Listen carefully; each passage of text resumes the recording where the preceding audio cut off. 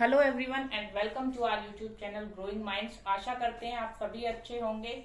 तो आज इस वीडियो में मैं आपके सामने रीजनिंग का एक ऐसा टॉपिक लेकर आई हूं जिससे लगभग कॉम्पिटिटिव एग्जाम में क्वेश्चंस पूछे ही जाते हैं। तो बात करते हैं सिलोजिज्म की। इस वाली वीडियो में हम सिलोजिज्म के सिर्फ बेसिक कंसेप्ट को डिस्कस करेंगे। नेक्स्ट वीडियो इसकी एडवांस लेवल के लिए आएगी। तो चलिए विदाउट टाइम वेस्ट किए आगे बढ़ते हैं। तो सबसे पहले बात करेंगे कि क्वेश्चन सिलोजिज्म में किस तरह से पूछे जाते हैं। तो जो सिलोजिज्म के क्वेश्चंस होते हैं वो आपको बोर्ड पर दिखाई दे रहा होगा कि मैंने कुछ स्टेटमेंट और कंक्लूजन्स लिखे हुए होते हैं। सेम इसी वे में आपसे सिलोजिज्म का क्वेश्चन एग्जाम में पूछा जाता है। कुछ स्टेटमेंट आपको दी हुई होती है, उनके बेसिस पे कुछ कंक्लूजन दिए हुए होते हैं और आपको बताना होता है कि वो कंक्लूजन स्टेटमेंट के अकॉर्डिंग फॉलो करता है या फॉलो नहीं करता है। तो इस तरह से आपसे क्वेश्चन पूछा जाएगा। तो जब हम स्टेटमेंट को देखते हैं तो कुछ कॉमन से वर्ड हमको नजर आते हैं, जैसे कि ऑल, सम, नो और सम नोट। यहाँ पे लिखा हुआ भी आपको नजर आ रहा होगा। तो ये वो 4 कंडीशनल वर्ड्स होते हैं जो कि स्टेटमेंट में यूज किए जाते हैं और इन्हीं के बेसिस पे हमें ये पता लगता है कि किस चीज को किस तरह से क्वेश्चन में दिया हुआ है। तो बात करते हैं इन वर्ड्स के बारे में। देखिए, ऑल का मतलब होता है सभी, सम का मतलब होता है कुछ, सम नॉट कुछ नहीं और नो का मतलब यहाँ पे होता है कोई नहीं। तो अब जब हमने 4 कंडीशनल वर्ड्स को जान लिया, किस तरह से क्वेश्चन पूछा जाएगा वो जान लिया, तो अब हमको आना होगा सॉल्यूशन पे। सॉल्यूशंस पे आने से पहले हमको ये पता होना चाहिए कि सिलोजिज्म का जो क्वेश्चन होगा उसको हम किस तरीके से, किस मेथड से सॉल्व करेंगे। क्योंकि सिलोजिज्म को सिर्फ एक ही तरीका नहीं होता सॉल्व करने का, कई सारे तरीके से इसको सॉल्व किया जा सकता है। लेकिन इस वीडियो में मैं जिस तरीके के बारे में बात करूंगी वो है वेन डायग्राम, और यही मेथड है जो कि सबसे आसान भी है और सबसे फिट भी। सिलोजिज्म पर यही मेथड बैठता है जो कि आपका टाइम भी बचाएगा और एक्यूरेसी के साथ आपको जवाब भी देगा। तो वेन डायग्राम आप सभी ने सुना हुआ होगा। आपने अगर नहीं सुना है, कुछ बिल्कुल नए बच्चे हैं जो इनिशियल स्टेज से तैयारी कर रहे हैं, तो कुछ इस तरह की फिगर आपने कहीं ना कहीं जरूर देखी होंगी।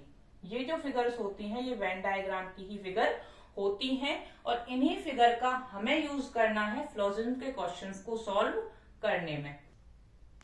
तो बात करते हैं कि अगर स्टेटमेंट में ऑल दिया है तो किस तरह का वेन डायग्राम ड्रॉ होगा, सम दिया है तो किस तरह से, नो दिया है तो किस तरह से, एंड सो ऑन। देखिए, ऑल के लिए जो वेन डायग्राम बनता है वो कुछ इस तरह से बनता है। ये किसका वेन डायग्राम है? ऑल के लिए।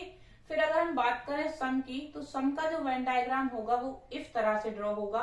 सम नोट के लिए जो वेन डायग्राम बनेगा वो कुछ इस तरह से बनेगा एंड नो के लिए जो वेन डायग्राम बनता है वो इस तरह से ड्रॉ होगा। तो चलिए अब जो स्टेटमेंट हमको दी गई है उन्हीं में हम वेन डायग्राम को अप्लाई करके देखते हैं। तो देखिए, पहली स्टेटमेंट आपके सामने क्या है? All B are red. तो हम क्या बनाएंगे? ऑल वाला डायग्राम बनाएंगे, ऑल बी आर रेड। अब रेड को ऊपर वाले घेरे में रखा है और बी को नीचे वाले में, क्योंकि बी का जो सारा का सारा हिस्सा है वो रेड है, ऐसा हमको स्टेटमेंट में बोला हुआ है। और एक चीज याद रखिएगा कि इन स्टेटमेंट का रियलिटी से कोई लेना देना नहीं होता है। आपको जो स्टेटमेंट में दे दिया आपको उसी को ट्रू मानना पड़ेगा। उसके बाद सेकंड स्टेटमेंट कहता है ऑल रेड आर ब्लू। तो अब रेड पूरा का पूरा किसके अंदर आ जाएगा? ब्लू के अंदर। All red are blue. Next जो स्टेटमेंट है वो क्या कहती है?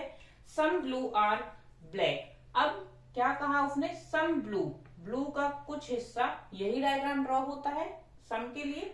ब्लू का कुछ हिस्सा क्या है? ब्लैक है। ब्लू का कुछ हिस्सा क्या है? ब्लैक है। अब जो ये डायग्राम है आप इसको शायद ऐसे भी ड्रॉ कर सकते हैं, क्योंकि आपको वो भी क्या लगेगा? सही लगेगा। ये बी हो गया, ये रेड हो गया, ये ब्लू हो गया और ये ब्लैक हो गया। लेकिन देखिए बच्चा, क्योंकि हमको स्टेटमेंट में रेड ब्लू का कोई कनेक्शन, सॉरी रेड और बी का कोई कनेक्शन ब्लैक के साथ नहीं दिया हुआ है, तो हम ऐसा कोई डायग्राम खुद से ड्रॉ नहीं करेंगे। हमें एक स्टैंडर्ड डायग्राम बनाना होता है जो कि अकॉर्डिंग टू स्टेटमेंट ही होगा। तो ये डायग्राम हम ड्रॉ नहीं कर सकते। आगे 4th नंबर की स्टेटमेंट देखते हैं। No black is yellow. No black is yellow. No के लिए कौन सा बनता है, ये डायग्राम बनता है कि कोई भी जो ब्लैक है वो येलो नहीं है, ये क्या है हमारा येलो। तो फिफ्थ स्टेटमेंट पे आते हैं, सम येलो आर नॉट पिंक। तो सम के लिए मैंने क्या बताया था, कुछ इस तरह से कि येलो का कुछ इतना हिस्सा, ये कितना भी हो सकता है, लेकिन हम सिर्फ अपनी अंडरस्टैंडिंग के लिए और जवाब देने के लिए एक स्टैंडर्ड डायग्राम ड्रॉ करते हैं, जिसकी मदद से हम समझ पाते हैं कि क्वेश्चन ने क्या बोला हुआ है। सम येलो आर नॉट पिंक। तो देखो बच्चे, ये हो गया हमारा डायग्राम कंप्लीट। अब इस डायग्राम से हम कंक्लूजन्स को देखेंगे कि वो फॉलो होते हैं या फिर फॉलो नहीं होते हैं।